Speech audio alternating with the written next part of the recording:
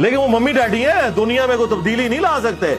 साढ़े एक स्टूडेंट ने पूरे पूरे ग्रां नूं नत्थ पाई है। हाँ, पूरे पूरे शहर च आग लाई हुई है। हाँ, लोग कहते हैं नहीं इंजीनियर साहब कोई स्टूडेंट तैयार करें, कोई उम्मत पे काम, हमने उम्मत ही बदल के रख दी है।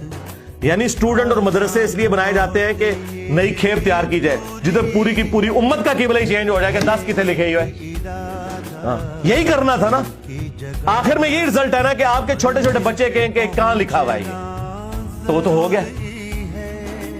जब नाम पुकारे जाएंगे सब अहले वफा के, तब यारों मैं भी तो पुकारा जाऊंगा, मैं भी तो पुकारा